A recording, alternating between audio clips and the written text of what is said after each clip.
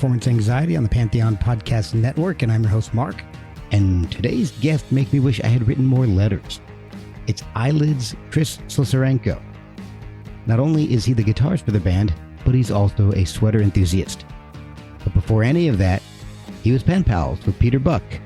Kind of. That was in Chris's Death Midget days. But once Death Midget ran its course, he and his brother Nate started the band Sprinkler. They signed to a pre-Nevermind Sub Pop and witnessed the explosion of grunge firsthand. Sprinkler was eventually disbanded when Chris and Nate decided they wanted a band where they had more control. So the band Svelte was next. Then came Chris's unusual solo project about Colonel Jeffrey Pumpernickel. Around this time, Chris started working with Robert Pollard from Guided by Voices. What a ride that's been. From the takeovers in Boston Spaceship to actually joining Guided by Voices, Chris's relationship with Bob has yielded much fruit. It has also led to the accidental band Eyelids. Eyelids is so much fun. The new album, A Colossal of Light, follows the previous albums in its humor and awesome musicianship. It also includes Chris's longtime friend Peter Buck. So if you like well-crafted pop songs that are guitar-centric, pick up A Colossal of Light by Eyelids on Bandcamp or wherever you get music.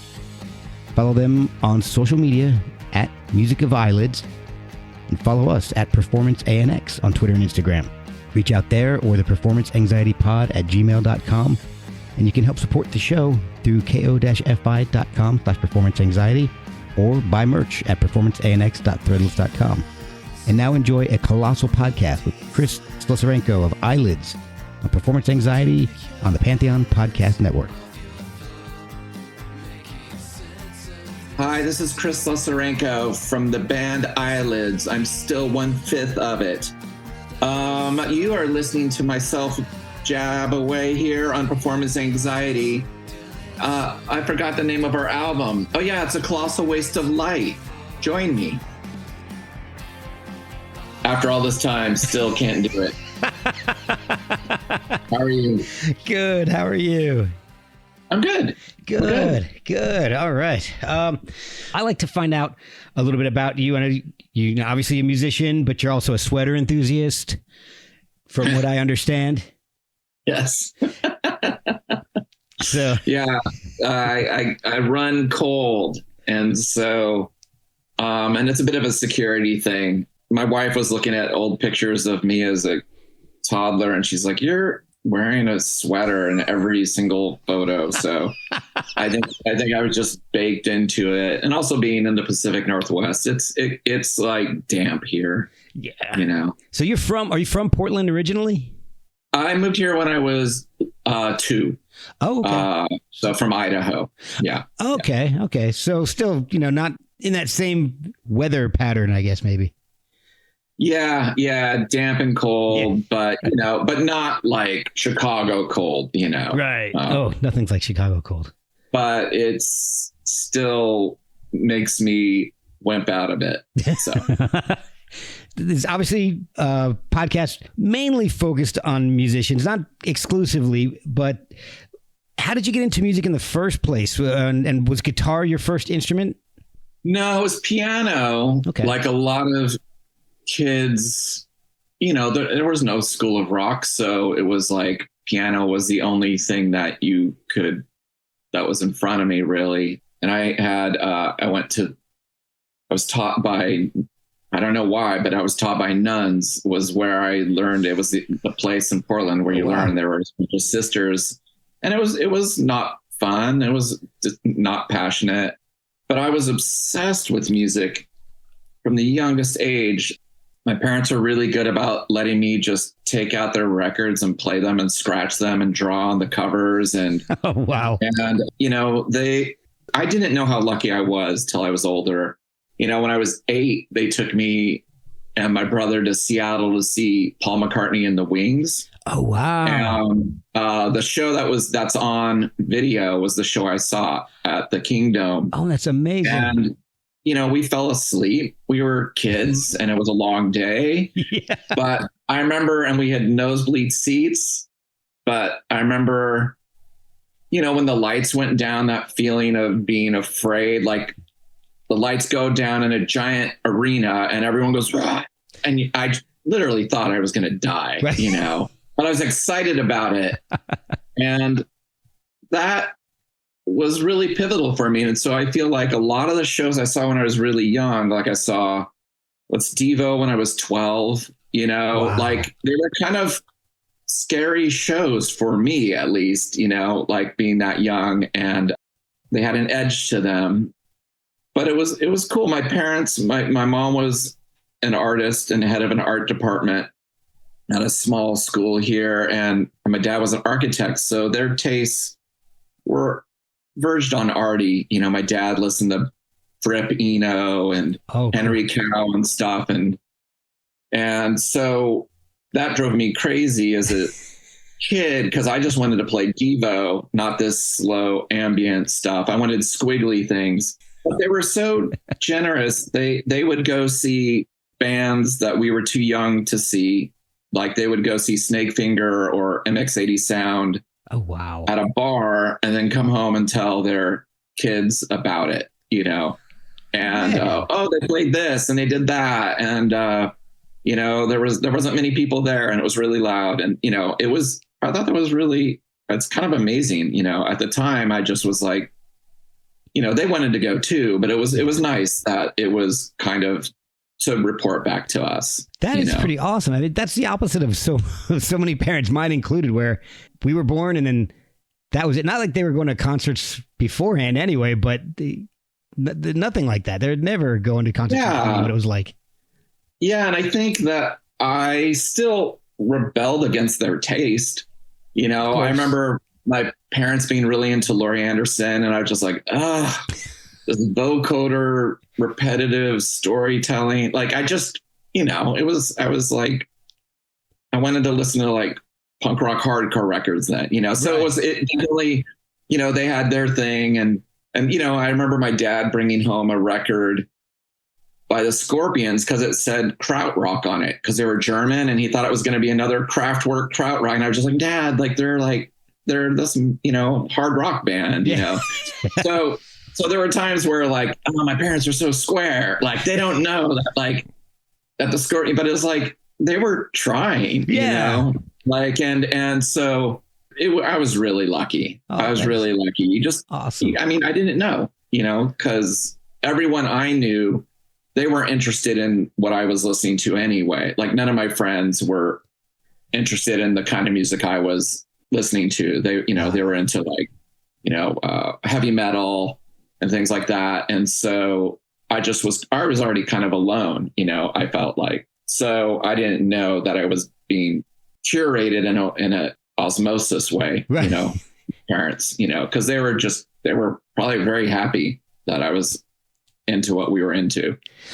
You said not a whole lot of people were into the music that you listened to, but was your brother was into the same type, I'm assuming, because you guys played a lot together. I have two younger brothers, and we all love the same thing. My youngest brother owns a record store in town still called Jackpot Records, and he does reissues. So he reissues records by like the Wipers and Greg Sage and you know, the West Coast Pop Experimental Band, and he just did a Hal Blaine psychedelic record. He puts out these amazing reissues.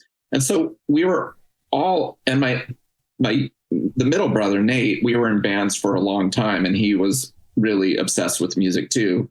So it was pretty side by side. And, you know, I think we all pretty much liked the same stuff because it was just in the house. And, but, you know, like I remember hiding records under my bed when people would come over, because I was like, they teased me about this, you know, the B-52s or Devo or Madness or whatever. It just was, they were just like, this is stupid, you know? And at that point, you know, I was like 12. So I didn't have the thing where, oh, this defines me, and I can use this as kind of a shield to be like, this is who I am. It was kind of like, oh, yeah, okay. But I remember getting Women and Children First, as that was called, by Van Halen. Yeah, yeah. Because I wanted to just, you know, I wanted to be in the conversation with my friend. And putting that record on, And it was the weirdest music I'd ever heard. I was listening to like The Residents then and Fred Frith. And I was like, it was weird. Because it was like, wow, yeah. And it was like, I didn't know hard rock. And the guitar didn't sound like a guitar because Eddie Van Halen was playing it. Yeah. And I just was confused. And I thought it was kind of ironic that to me, I was like, they're listening to this really weird stuff. Like, like those seem really simple, So, yeah. That is amazing. I love that. We'll be right back after a word from our sponsors. Before you skip over this ad, give me 1 minute. Like most podcasts, I pick sponsors carefully and I use the products that advertise here. Pure Spectrum CBD is a product that has been really beneficial for me. They have a wide variety of great products that can be used on a daily or as needed basis. I've been using the tincture every day and it's been wonderful for easing anxiety. And I absolutely love the isolate. I use it instead of acetaminophen or ibuprofen, and it's worked so well for the relief of aches and pains.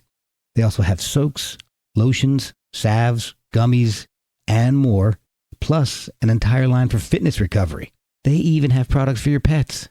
See everything they offer at purespectrumcbd.com. And if you have questions, they're there to help. They helped me when I had no idea where to start. After you fill your cart, use code PERFORMANCEANX for 15% off your purchase. Pure Spectrum CBD, Pure Spectrum CBD, Pure Spectrum CBD. So when did you guys form Death Midget? That was in high school. Okay. The only person we knew who liked punk rock or post-punk stuff was this guy, Greg Gallant. And we just ended up in his bedroom, and I had just gotten a bass guitar because it was like 1985. I was obsessed with Mike Watt and Mike Mills. So I got a bass guitar because it was the first time I'd ever heard a bass guitar. Like, I didn't understand till those bands kind of like what it could do, even though I'd heard it forever in other people's music. But I remember wanting to be in it so bad that he asked if we knew the Public Image Limited song Religion. Okay. And I was like, yes, even though I hadn't heard it at that point. And just kind of followed his hands. It's only 3 notes or so, but just lying to basically be like, I want to do this bad. And it was a really awesome time because in Portland, it was a nice age of innocence. We played all the time, all ages shows and over 21 shows. And that was a period where there weren't enough bands to go around in Portland. So, 1 week you'd play with Soul Asylum, and then, a month later you'd play with the Flaming Lips, and then you'd play with Killdozer or Dinosaur. And it just was like, they were just like, oh yeah, call the weirdo punk band, that puts glitter on their chest and wears lederhosen, but we had no aspirations at that point. So we only made cassettes and stickers, never toured. We were on one Mystic Records compilation that was a hardcore label.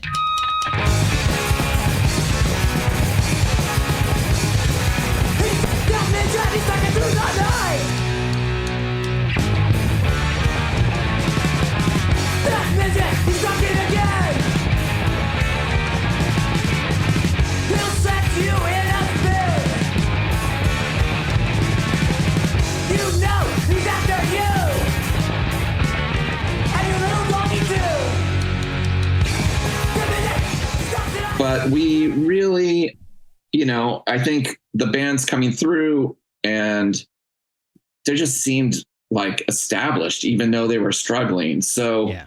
A band like Killdozer would have 3 records out on Touch and Go, and you'd just be like, oh my gosh, they're huge because I see their records in the store. They've come to our little town to play, not realizing that, everyone was just doing it themselves. It just never occurred to us that we could press vinyl or we could because we were young, we were young, but it ended, like most bands, like after 4 years, you're supposed to break up, Right. There was no careerism in mind, and you start something else, I thought it sounded like you guys were having a blast though, because Kissing Cousins is Yeah. amazing. It was a really funny band. I remember one time our singer couldn't make it.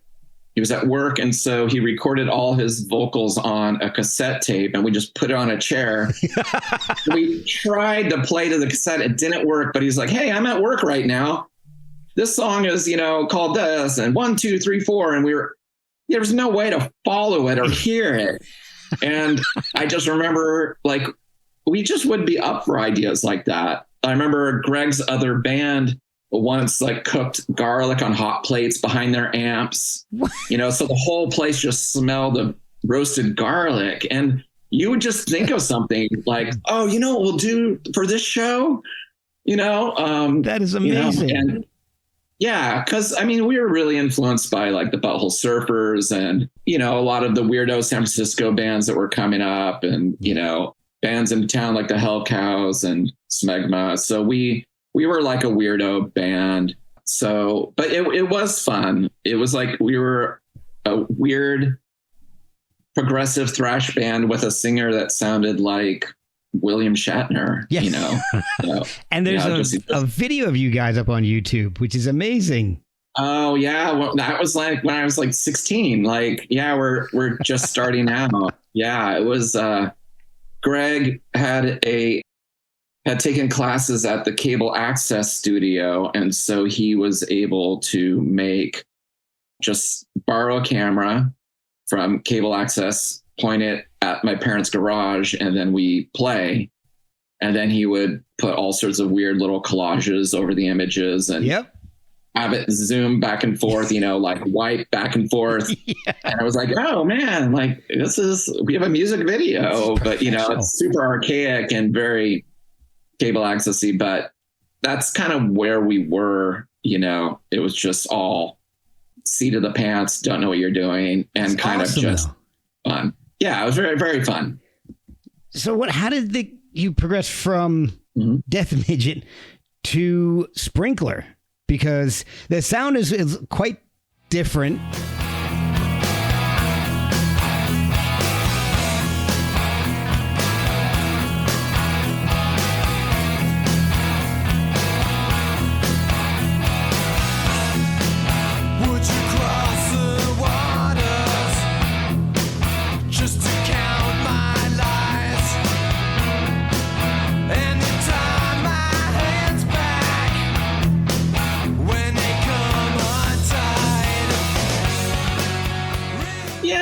And you and your brother were both in both bands, and the band ended after the prescribed 4 years or so. And then, so was you working? You getting jobs, school? What was influencing Sprinkler? I had finished college and was back in town. I was up in Olympia at Evergreen, and I think it was more about just a lot of our heroes were really starting to become songwriters, even though they were weirdos. So like just hearing like the way Bob Mould and Grant Hart went from like Land Speed Record, which is just like a din, to all of a sudden be like, flip your wig, You're just like, oh my gosh, this is amazing. Like, these are the same people. They had it in them all along. And so I think a lot of the bands in Portland also started kind of wanting to write songs instead of like, maybe long form post-punk dirges or whatever, right. Or playing as fast as you could, or being as weird as you could. And it was, I switched from bass to guitar. It was the first time I'd ever played guitar, and I was singing too. So it was just kind of new. And, those are the days also where you met someone who's like, I like Husker Du and Mission of Burma. And you're like, okay, well then we should start a band together. and you don't even know them. Right.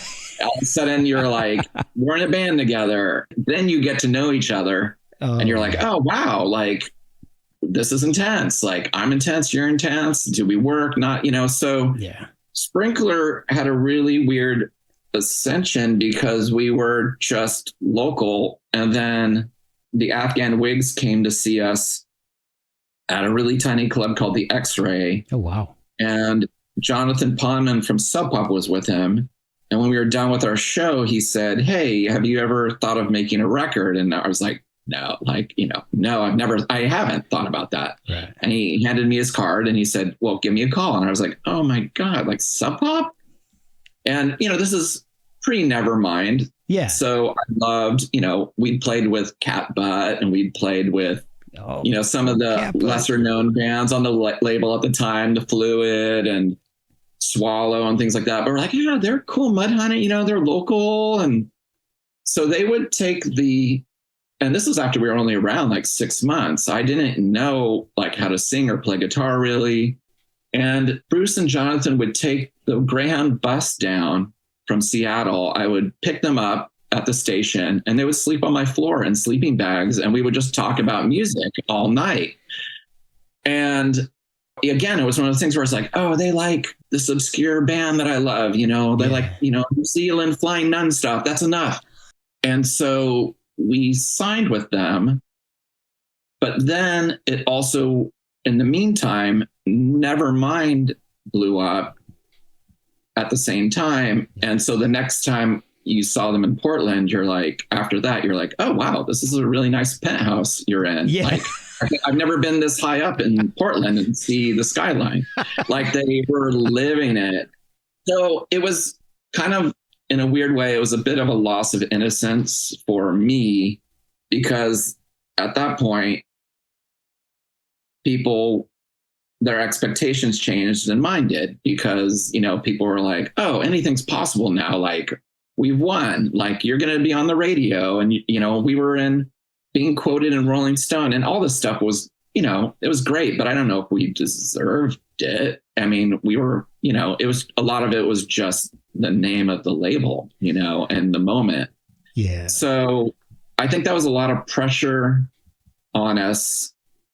And we only lasted like, I think 2 or 3 years. And, and Sub Pop got weird. Like they apologized later, but like Jonathan Ponman told me I should cut my hair because long hair was out and, people were starting to cut their hair, right? Like, but I was like, now if I cut my hair, they're going to think I did it because they're a label. And it was just weird choices. They would want to look at the set list and, oh, wow. I'm like, you guys don't remember last time you said this song shouldn't be played because of this reason. And now you're saying, where is it? It's like they didn't remember what they were saying. And they were also really young too.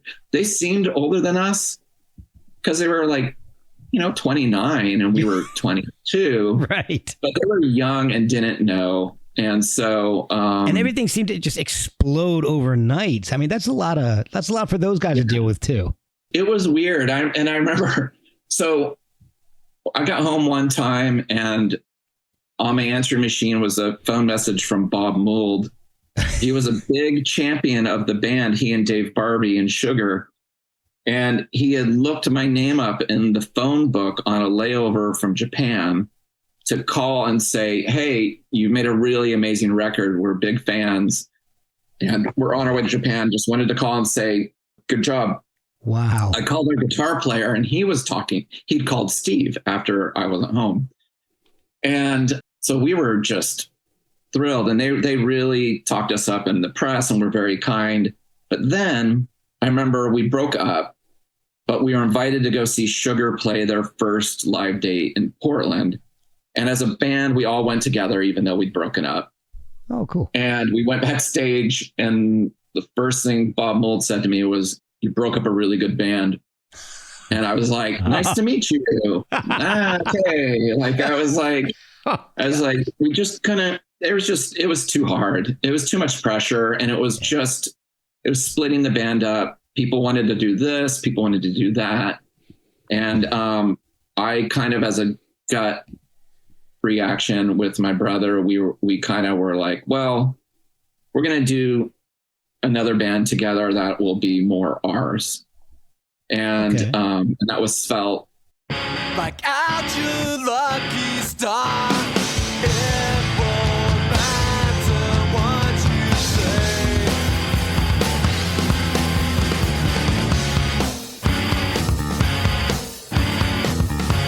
Pull me up, you kick me round, pull the string, Venetian clown. I will forfeit all I say. Which was hard because our expectations were higher and kind of unrealistically higher because of the success we'd had with Sprinkler. But by the time we kind of came out, it was, kind of music had moved on a bit, like I'm really proud of this Svelte record. I like it more than the Sprinkler record. Oh, really? I think wow. there's some really catchy things on it. Yeah. But, even in Portland, like people were kind of turning down, and Elliot was going acoustic, and the Spinanes, it was like less distorted freak outs, and that was hard because you just made what you wanted. And at the time, I just think I cared about like what people thought about it, and it was not healthy, and so after we did that, I kind of decided I just wanted to do things for fun for a change and stop worrying about them being real bands, So, doing like the Cave Manish Boys with the guys from the Miracle Workers, and like where we just took the piss out of garage rock, being in Mustache, which was like a hardcore band with Sam Coombs from Quasi, being in the Spud Boys, my Devo cover band with Elliott Smith, where we all dressed up and, did the costume changes and all the moves. It was like, that's where I was at all of a sudden. I was kind of back to being like, I don't want to have to care about this too much. I want to have fun with the people in my music community again. So you're kind of burnt out on I don't want to say serious music, but maybe, I don't know, it was weird. Humorless music. There was no careerism, and there was no hope in making money or having livelihood or being even heard in the kind of American college underground, except in those cities, those major cities, and then sprinkled throughout small towns because of college radio. Okay. But all those people had to have day jobs, go back, they were like, we went on tour, and then I come back and I work at Kinko's, and then I go out and, or I work as a waiter or whatever. Yeah. So I think when contracts started getting weird and offers started getting bigger, and, the dinners, people are taking you to dinner to just court you, it was everybody. It happened to everybody at that time. And it was not good. Oh. So for us, at least, but I loved music. And so I think just kind of going back to a little bit of making things that I loved and not worrying about if it was even going to come out as a record, okay. Like let's do a Devo cover band. That is not something that's going to be documented. Right. Unfortunately. Yeah. Well, it's funny. There is video on YouTube of it, of our first show. Oh, wow. So somebody did film it. That is awesome. But like, you know what I mean? It was like, there was no hope on this other stuff. It was just like, oh, this is fun. Yeah. And we're laughing a lot. And it's not like, I'm really proud of this song, and I hope that people get to hear it. There was none of that. What's the single? Yeah. And a lot of that was just self-imposed. We'll be right back after a word from our sponsors. So, and then I started putting out records by other people too. I had a record label for a while where I just wanted to put out conceptual records by people. So Sam Coombs from Quasi did a project called Blues Goblin. I put out this cool. record by Charlie Campbell, who was in a band called Pond. That's called Gold Card. I remember Pond. Yeah. Yeah. And then I did a concept album where I wrote songs, like the idea of a concept album, like the story. And then I divvied out the certain sections of the story to different bands to record one song each on a compilation. Oh, cool. So I've Guided by Voices and Stephen Malcolmus and Ann Magnuson and Dave Rick from Bongwater and Lou Barlow and the Minders and Granddaddy all wrote songs based on me being like, okay, this is a part about the guy, the sergeant who has super bad allergies underwater and he leads his men the wrong way during the battle. And they would write a song on that. And then I would go like, okay, what's this going to be about? So I was having fun. That sounds incredible. And at the same time, I got obsessed with Guided by Voices. And I was kind of like, I don't think I need to make music. This band has made so many different records that sound so different. I kind of am happy just listening to music again and putting out these weird records and being in weird bands. So that concept album, was that the Colonel Jeffrey Pumpernickel album? Yeah. Oh, okay. Yeah. That is so cool. So, all right. So is that how you got in touch with Guided by Voices to that project? Or did you know them beforehand? I met them before that, a few years before that. I had a friend of mine who knew them and was like, oh, you should meet Bob. And the first thing, when we were backstage, we started talking about this obscure New Jersey band, Phantom Tollbooth, that were on Homestead. And he starts singing Phantom Tollbooth. Like, he knows the lyrics, he knows the things. And then we start talking about Thin White Rope, this kind of obscure San Francisco band, Davis band that were on Frontier. And he's singing Disney Girl. And I was like, oh, okay. Like, this person is devouring the same things I am. And I think, even though Bob is older, he was a child of the College Underground too, and was devouring things in real time, like REM, The Replacements, and Mission of Burma. But also, like I was, devouring the stuff that influenced those bands, Big Star and Can and things like that.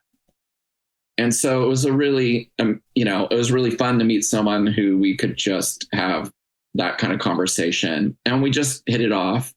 And then I learned to start drinking. And then I was off to the races. I wasn't much of a drinker until I started, going to Ohio more often and then being like, oh, okay, all right. I heard Ohio will do that to you. Be ready. So, yeah. Now, were you formally asked to join Guided by Voices, or was it just kind of like you got assimilated or absorbed into them? I was hanging around a lot. I was going to see them a lot. When they'd play like New York, Bob would be like, come on, get in the band. Let's go do this. And we would just pal around, before and after the shows. And then he was like, if anyone ever quits, you're in the band. And then someone did. And I joined the band. It was just like that. And then I had like a week basically to learn everything.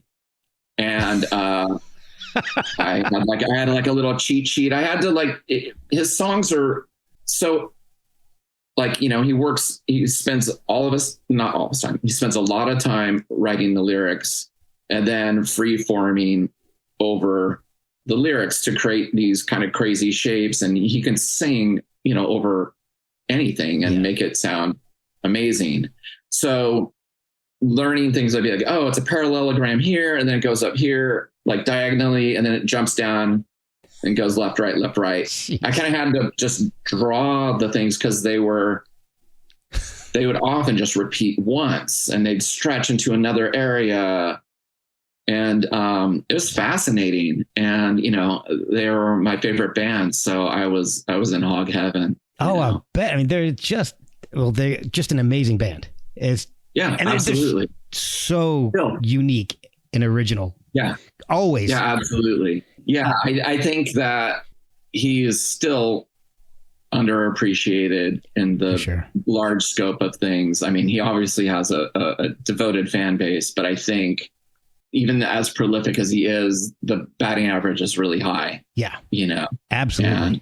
And that's really hard to do. Oh, yeah. Over a career like that. I mean, that's unheard of. But after Guided by Voices, the next thing I saw was the Takeovers, and followed by Boston Spaceship. So the sound on the Takeovers was punkier than Guided by Voices, or at least the stuff that you're on by Guided by Voices. And I think it's even a little more punkier than Sprinkler and Svelte to my ears.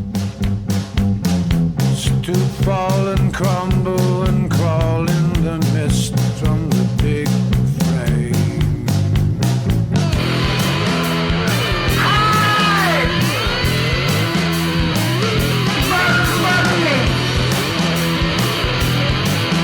Move, you clowns!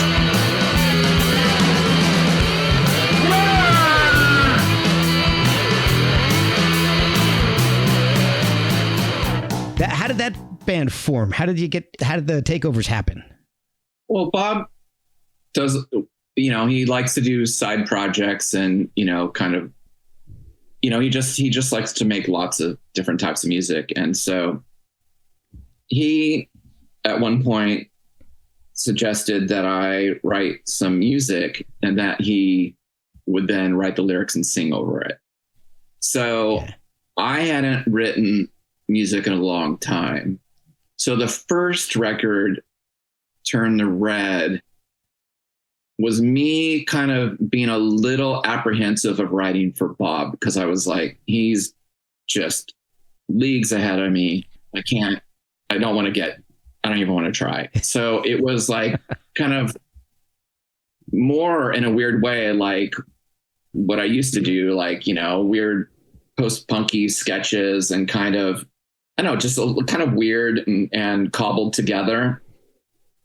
But during that time between, I was in Guided by Voices all of a sudden and, trying to support his musical visions, right? Yeah. And I got more confident. And so the second album, Bad Football, I remember Bob being like, you really stepped up. Like he was just like, he didn't say this is better, but I think he was surprised that I kind of had given him songs, cool, instead of sketches or ideas.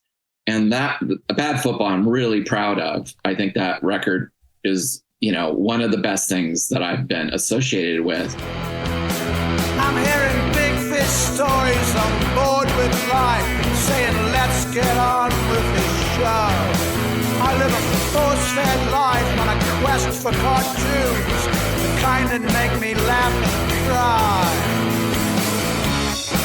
But I've got the presence of mind, pull out the powerless pen, and do it again.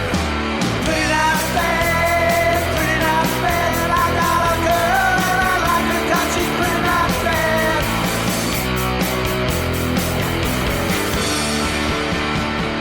Because in Guided by Voices, I was joining this thing that was already so established, and because the fan base was so diehard, some people were also like, who is this guy all of a sudden in this band? Oh, and I got a lot of flack too. I remember people being like, I remember there's kind of a party that Bob hosts every year called Heed Fest. And I remember being at it and somebody just being like, I don't like you. And I'm like, I'm sorry. And they're like, yeah, I know. I like Tim, the other bass player before you. And I'm like, I like Tim too. Yeah. I said, wow. But I was asked to join my favorite band. What do you? And then they're like, oh no, you're cool, man. You know what I mean? Yeah. But by the time Bad Football came out, people were like, oh man, I didn't know you had it in you. And I was like, well, I was given one Guided by Voices record that was already kind of written to show who I am. Like, I'm still, I've got things, Yeah. So I think there was a bit of a thing too, where I just also wanted to just show people what I was capable of in Bob's world. And then we did a EP called The Carbon Whales, which was me writing these post-punk songs for Bob to sing incognito on. And it was like a fake post-punk band. And then he just was like, you know what? I think you should write, like, you should do what you do for these bands for my music. And that's what became Boston Spaceships. Okay. So Bob was then giving me, cassette tapes for me to dissect and devour. And then that's really when I started working with John Moen, who I'd played with before. We were really old friends, but we had never been kind of locked at the hip creatively, like we were all of a sudden having to work on Bob's music. Okay. Because Bob wanted it to be, he was like, this is a band. It's not a project. Boston Spaceships are going to be my new band after God Out Voices. Wow. And, we even did a little touring, like Tommy Keene was in the band, the live band, and Jason Arducci was in the live band. But the albums are basically myself playing guitars and the bass and the keyboards, John Moen playing drums, and Bob singing. Okay. But there were Bob songs. Hey, Bobby, listen to this shit.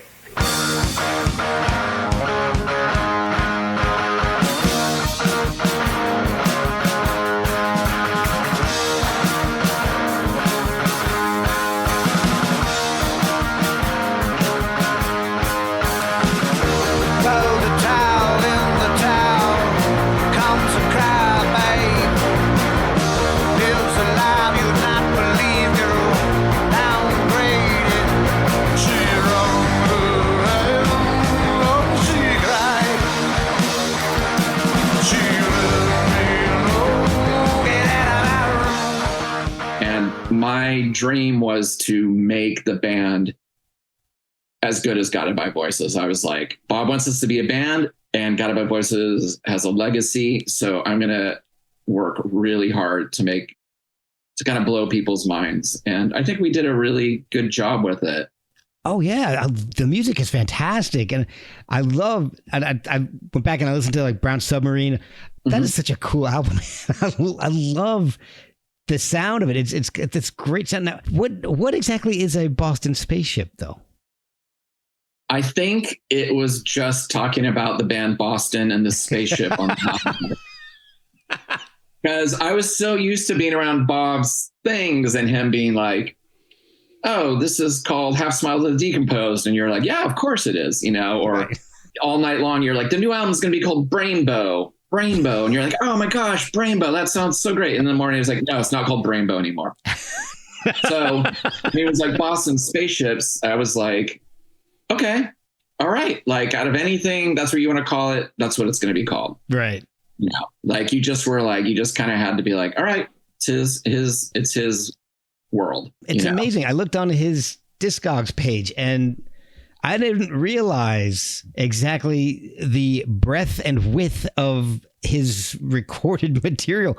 I was looking at I'll pull it up right now because I've got it up, and it's his aliases and groups are almost the entire first page of his Discogs page. It's amazing. And I think it's really fun, like, if you can do it, which is really hard, I mean, it's got to be really fun to just be like, all right, now I'm Cash Rivers. Yeah. All right. Now I'm the Keene Brothers. Right. Now, it's like, it's part of a legacy of just being like, I can do many things. Yeah. We are now the band Royal Canadian Mustard, or Summer Bullets and Dreams, Succo. Oh yeah, those are all because he has these records called Suitcase, where we would go through at certain points and look for things on the ends of cassettes of his that weren't on records, like, just trying to find, and he was so prolific. Wow. And there were so many records where it's like, oh, these songs didn't make it, or we made it when we were younger and no one wanted to put it out. And so he's put out these records that are 4 CDs each of material. And he's done 3 of them. And then he comes up with a different band name for each one of those. So what you're looking at is him taking his own compilation and assigning a band name to each one of these songs that were unreleased at that point. That is incredible. Yeah, it is. There's so many. It's not, I can go on just on that. So that's I'm gonna have to move on because I'm fascinated by that kind of stuff.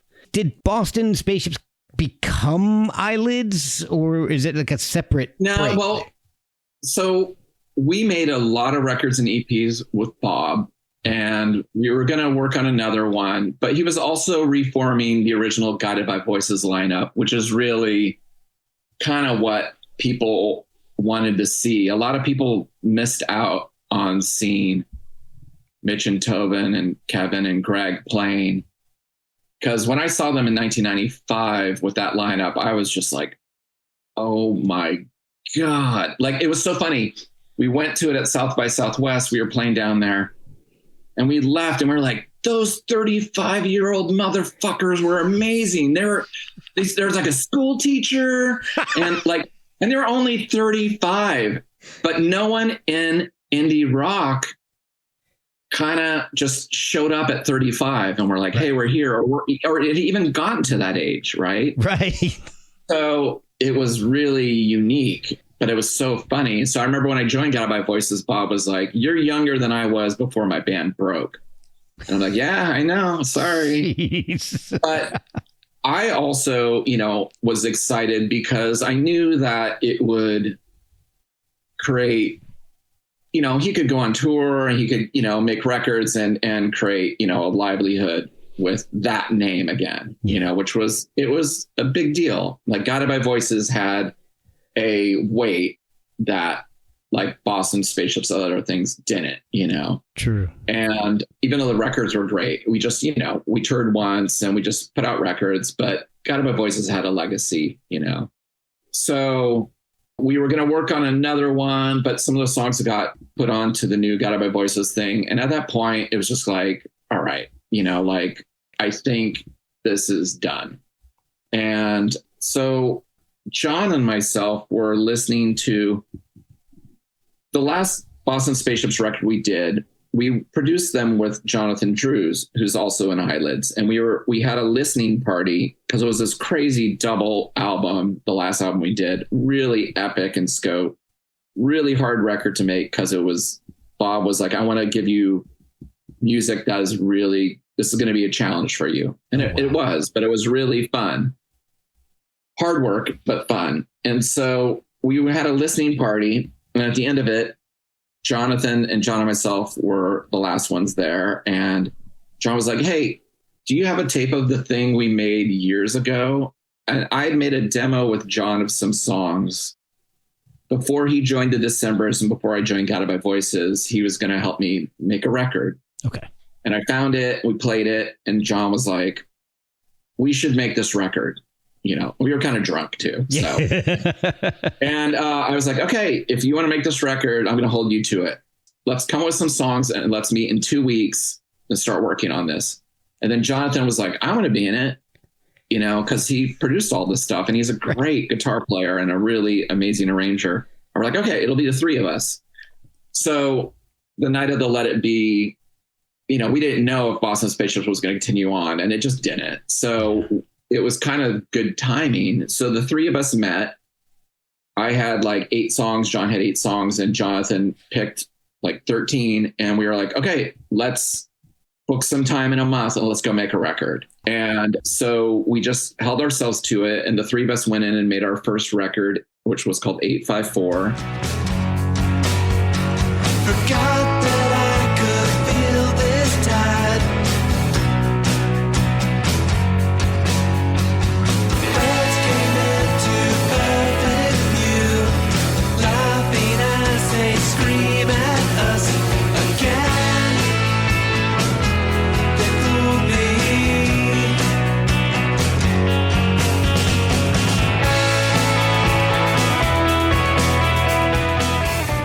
And we made a single too that was going to come out beforehand. And so we were like, well, let's have a record release party. And so let's get our friend Jim and Paulie to play with us and learn some songs of the band. And we played that show and they just sounded so good that we were like, let's go back and re-record some of this stuff on that record with them.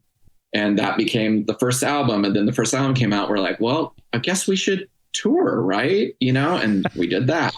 And then we're like, I guess we should make a record, another EP. And it was like, let's ask Peter Buck if he wants to produce it. And he said yes. And then it just grew like that. Like it just was like, it was a studio band that became real.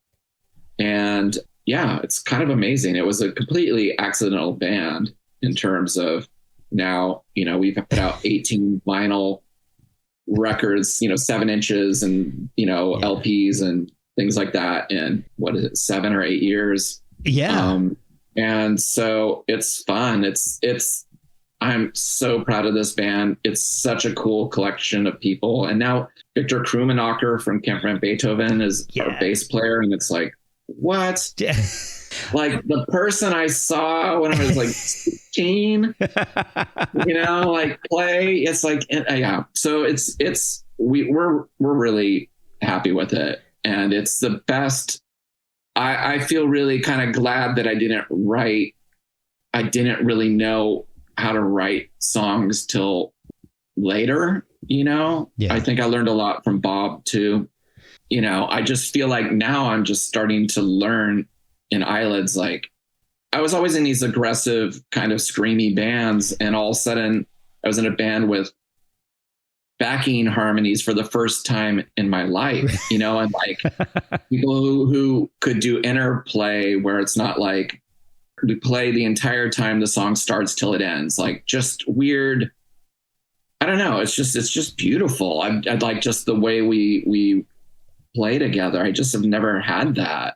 And it's in, you know, the college rock arena. Like, you know, it's the kind of music I always loved and wanted to be in, but was never in a band like it. You know, I was never in a weird lopsided pop band, you know. It was always just like kind of turn the switch on and go. Well, you just kind of casually dropped a pretty big name. So I wanted to know how did you guys meet up with Peter Buck and get him involved in this whole thing?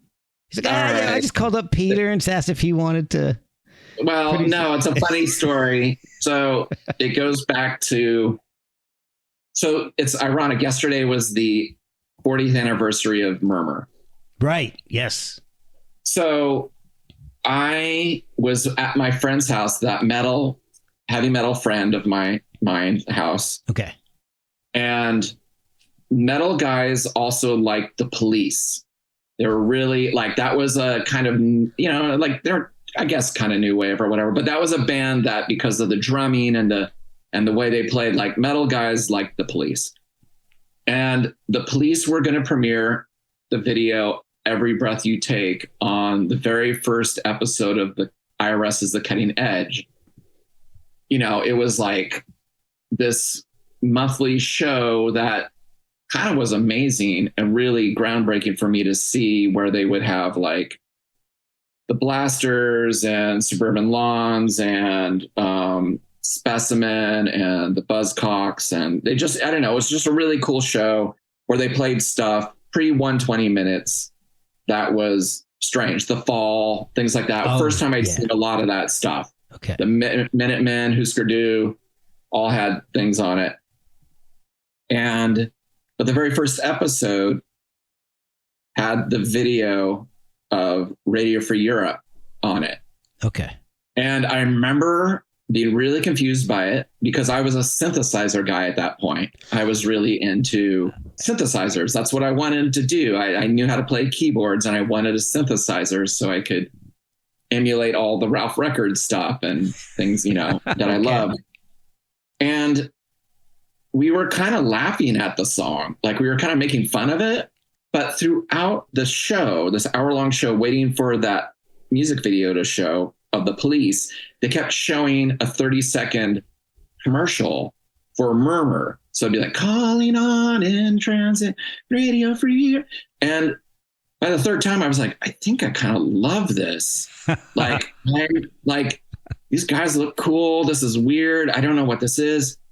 So the next day I drove down, I took the bus downtown, and they had the single of Radio Free Europe, the IRS version, not the Hibtone single version. The version that was coming out was like a pre-single before Murmur came out. Okay. I picked it up, put it down, picked it up, put it down. And then I went up to the record store clerk and was like, how is this? And they're like, it's amazing. I love it. It's you should get it. And, you know, that's when you were like, I trust you. I'm going to get it. I went home and I just listened to it over and over again. And the flip side was a Velvet Underground song. And I realized, oh, my parents have that Velvet Underground record. I've listened to it a couple of times and I dug that out and was like, oh, this doesn't sound anything like this REM thing, but I thought it was kind of cool. And there was a P.O. box on the sleeve. So I wrote a letter to Athens, and a couple weeks later, Peter wrote back and said, hey, we've never come to the Northwest. We hope to get there someday. Our album is not out yet, but it should be out shortly. It's called Murmur. And here's a list of bands to check out. Check out Mission of Burma. Check out Husker Du. Check out, you know, like just a list, a how-to list, right? Right, yeah. So I had a list now to go down, and like I was freaking out that somebody wrote back, right? Right, yeah. So I write back like, oh my God, I write back this really long letter all of a sudden, instead of this like, hey, I'm in Portland, Oregon. I like you guys. Can't wait. Hope you come here someday. I was like, oh my God, like, good. Let me tell you my life story. And I wrote it all out. I sent it off. And 2 weeks later, I get a package from REM, and it's like, they gave me a Hip Tone single, which was the first Radio for Europe single. They'd all autographed it. Wow. They sent me a poster from the Hip Tone single, like, you know, appearing at, you know, with them signing all of it. Michael Stipe, like, took an envelope and put a paper clip on it, said official REM paper clip. And so we just had this vague correspondence. And when they came through Portland, finally on the Reckoning tour, like they got us in, you know, me and my family got to meet them after the show, and they were so kind. And I got to see the sound check. And I was just, again, a kid, a teenager. Yeah. And they were adults to me, you know, even they were young adults. And so I just would stay in touch. But then as they grew, obviously it became harder for them to be like, hi, Chris, this is Peter, you know? Right. So they started a fan club when the third album came out. And they asked me to write a review for their first fan club issue of Fables of the Reconstruction. Oh, wow. And then also I drew some drawings of them. So it was really nice. They kept me included.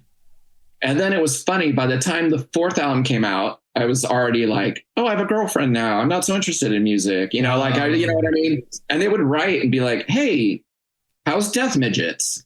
You know, like, how's school? And I'd be like, oh shit, I got to write a letter to REM. Like, you know, blah, blah, blah, you know?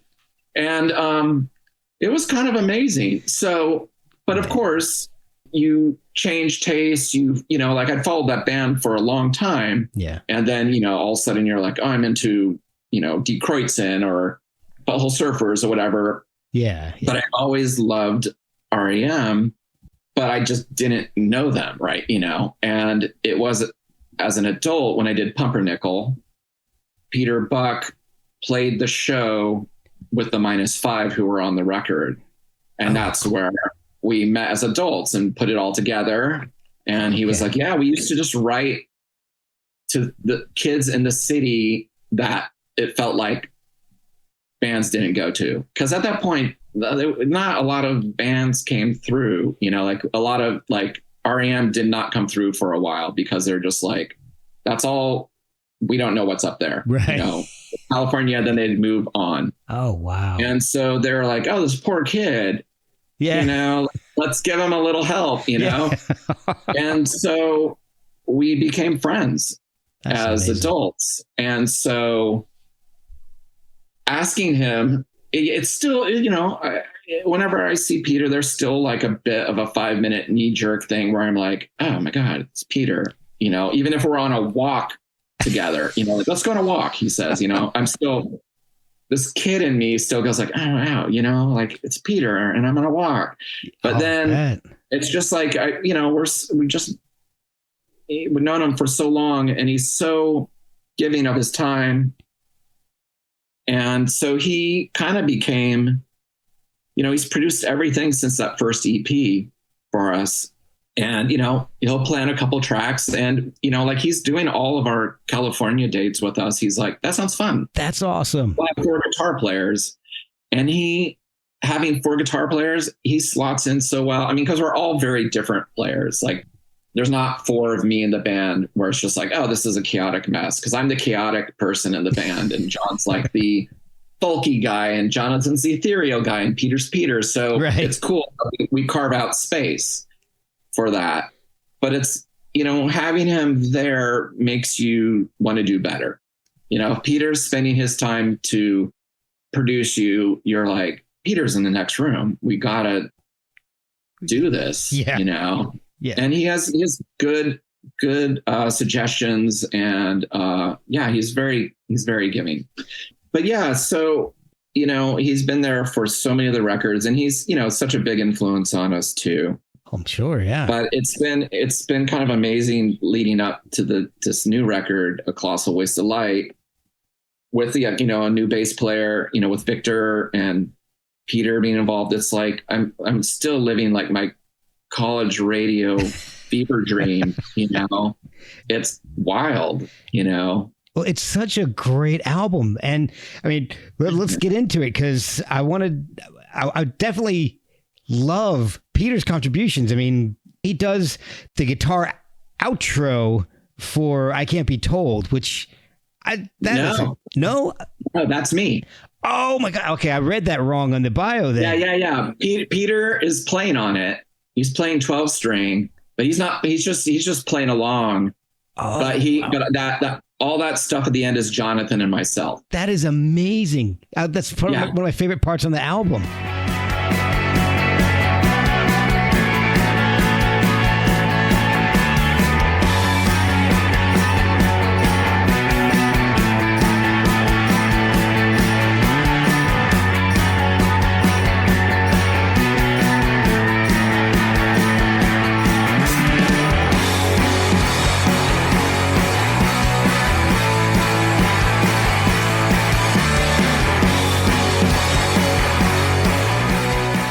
Yeah, but it's very much like I wrote that riff trying to learn how to play Pretty Persuasion.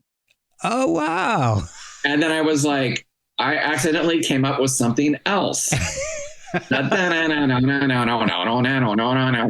Was me trying to play and not being good enough.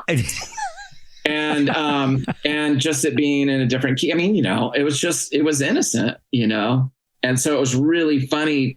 I told them, I said, by the way, I came up with the riff first before I came up with the chords for the song. Then I had to find the chords that went under the riff to go under it. Oh, wow. And he was laughing because he's like, well, I stole this thing you did on this record. In Swinging in a Circus, this thing you play on the guitar. He's like, I stole that for this song I'm working on. I'm like, great. Okay, cool. I was like so flattered, I should be flying, but I haven't found my confidence yet. Truth be told, I've seen a lot of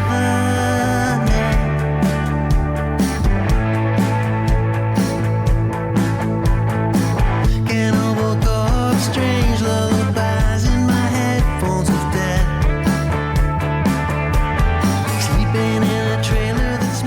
That's the only song I can think of that actually references Cannibal Corpse.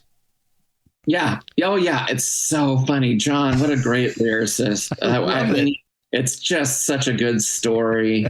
He is amazing. I'm so lucky to have someone who's so different than me, but it fits. Like, we're so different musically, but I love it. And I love that the pressure of coming up with 7 or 8 good songs a year, so different than 13 or 14. Oh, really? It's just like the pressure's off. Oh, that's awesome. I feel like I can just give my best stuff, and nothing goes like, this one we're going to tuck in here, like side 2, third song. It's like, there's none of that on those Eyelids records. I feel like they're all really strong. Yeah, everything is solid.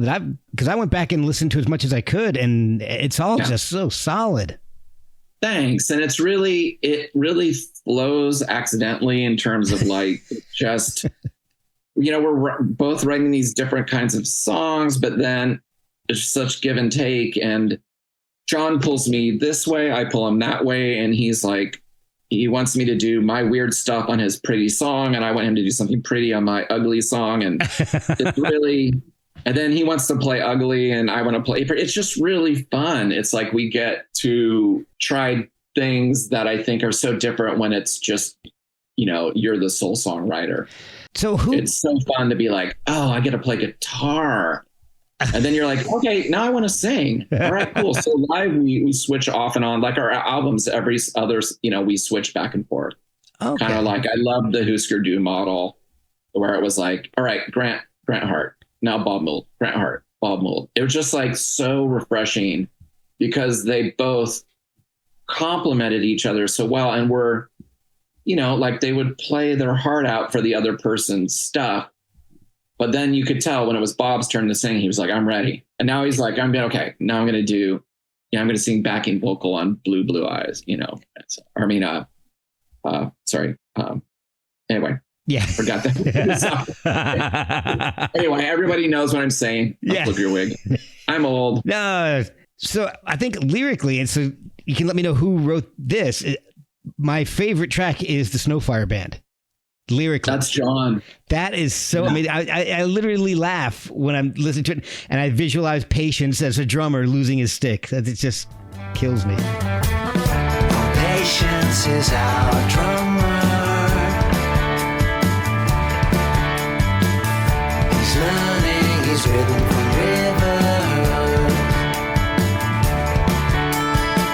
Never mind, he lost a stick in the chorus. Kisses will make you younger.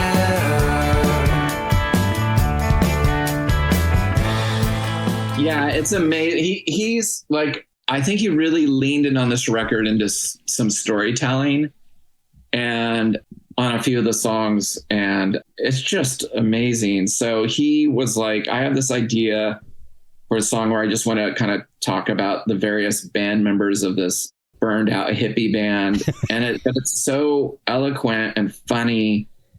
And so on tour, I get kind of funny with the banter. I get a little Paul Stanley-ish, you know, like I think live people are always surprised at how chaotic and fun we are. And, you know, like we like to enjoy ourselves. So, you know, I was awesome. Like, I just said, this song is about the hippies that live rent free in John's head. It's called the Snowfire Band. And he was like, that was the best intro for it. Cause he was like, it is, these people are living in his head, you know? And so working on that song, it was really fun too. Cause I was like, John, I'm going to play like this.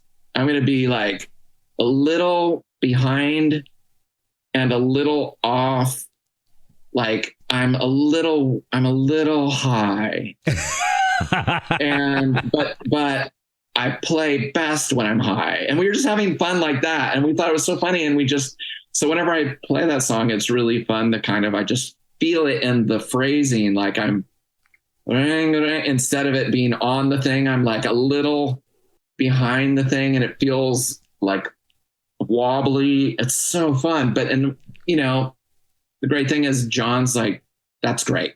He's not like, oh, I'm precious about this. He's like, he gets it. That is awesome to have a writing partner really who's open to all that kind of stuff.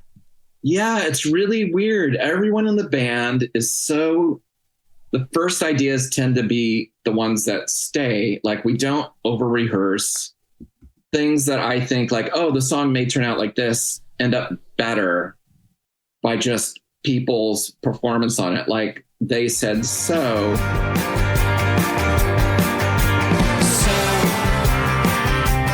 They said so. Blinking lights with no decay, and on the switch of delay pain. And so they said so. A finger pointed against the grain, and still let blind spots fade away. You know.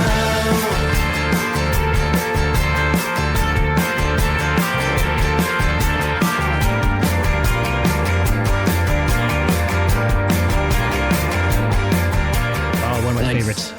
their guitar and bass and the drum, it's just incredible. Like I'm all of a sudden in like Black Sea era XTC because those guys are playing notes off each other, single like ba-da, ba-da, but like single notes and call and response. And then Victor's it just blows my mind. And I'm so spoiled with them in terms of like, in my heart, this is what I would like it to be. And then it's just better. So I think everybody in the band feels it's like this weird, confident enjoyment of it. Like, we're just like, yeah, this is working. That is so. Well, They Said So and Lion in Your Tomb are my two favorites off the album. I love the, I don't want to say like stoner vibe. There's a different sound to Lion in Your Tomb.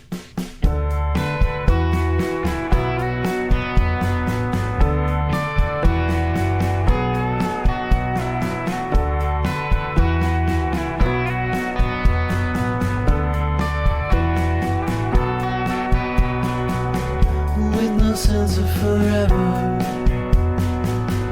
feel the snows of never.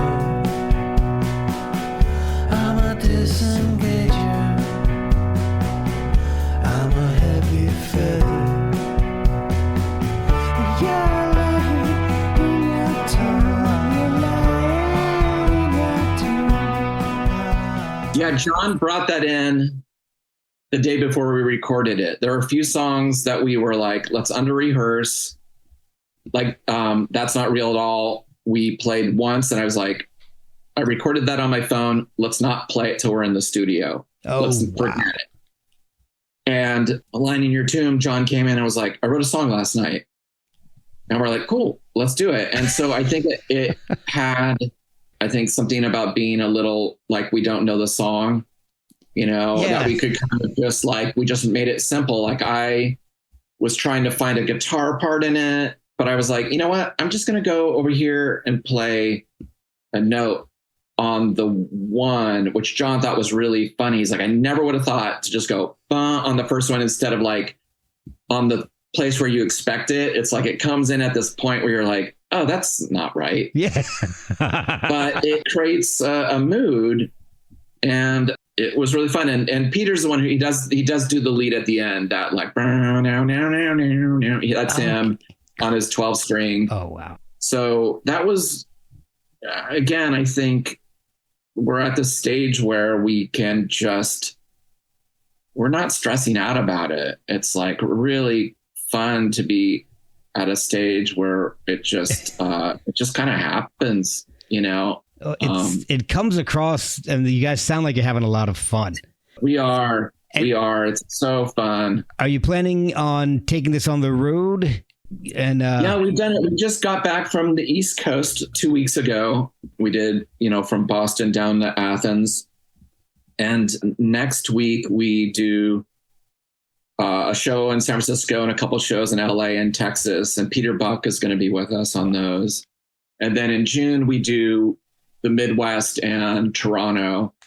And then, there's future things planned, but you never know. It's kind of like, you might want to grab it while you can, because, who knows what's going on with the world and, our lives and things like that. We're doing the best we can. We always try to get out there, and we can't play everywhere, sadly.